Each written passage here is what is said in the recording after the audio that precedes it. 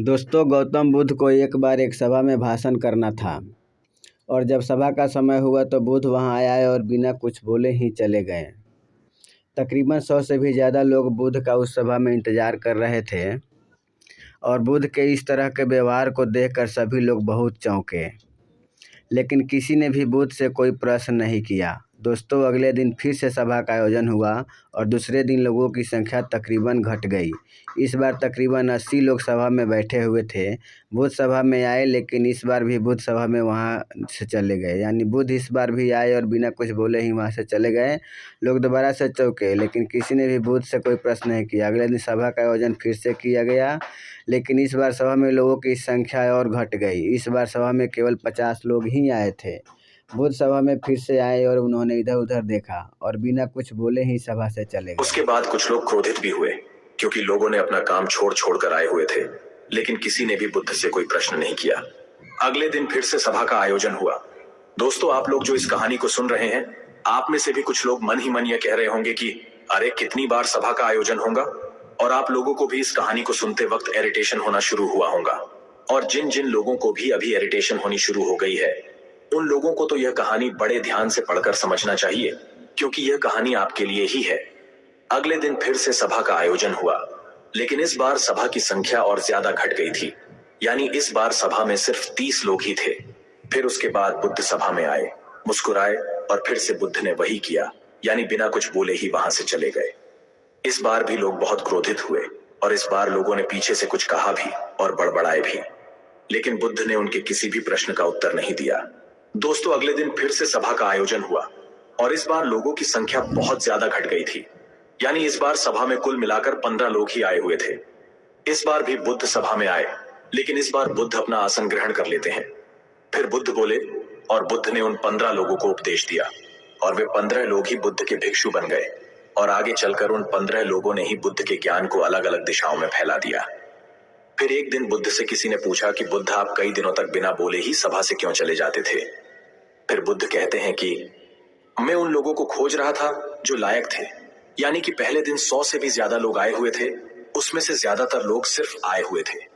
उन्हें मेरे उपदेश से कोई भी मतलब नहीं था, वे बस आ गए थे। और उसमें से ज्यादातर लोग सिर्फ देखने और सुनने आए हुए थे कि सभा में क्या होता है। वे मेरे काम के लोग नहीं थे, क्योंकि वे लोग मेरे ज्ञान को औरों तक नहीं पहुंचा सकते थे। मुझे तो उन लोगों की खोज थी जो मेरे ज्ञान को जन जन तक पहुंचा सके।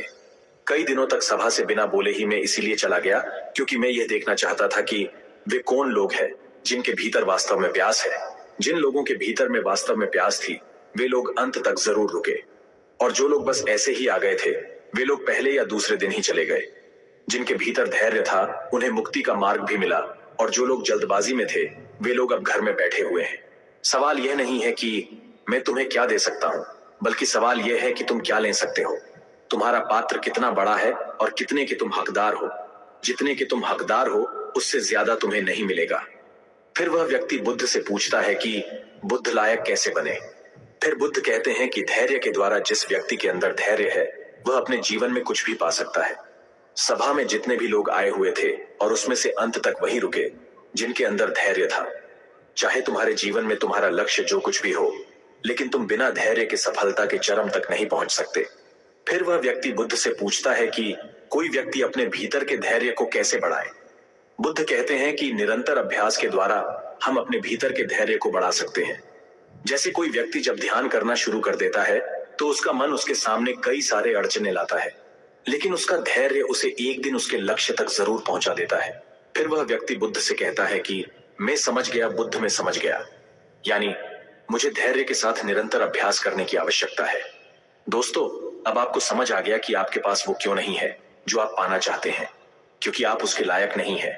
आप लायक तभी बनेंगे जब आप अपने भीतर धैर्य को बढ़ाएंगे। और धैर्य कैसे बढ़ेगा? धैर्य बढ़ेगा निरंतर अभ्यास के द्वारा। और अभ्यास कौन करेगा? अभ्यास करेंगे आप, तो फिर करते क्यों नहीं? दोस्तों, खुद से ईमानदारी के साथ एक प्रश्न जरूर पूछिए कि जो आप भविष्य में बनना चाहते हैं, उसके लिए क्या आप धैर्य के साथ कर्म कर रहे हैं? दोस्तों, अगर उसका उत्तर नहीं है, तो अपनी असफलता के लिए जिम्मेदार आप खुद होंगे। दोस्तों, आज की यह गौतम बुद्ध की शिक्षाप्रद कहानी आपको पसंद आई होंगी, तो नीचे कमेंट बॉक्स में यस जरूर लिखें, और उसके साथ ही इस कहानी को अपने दोस्तों के साथ शेयर करना ना भूलें।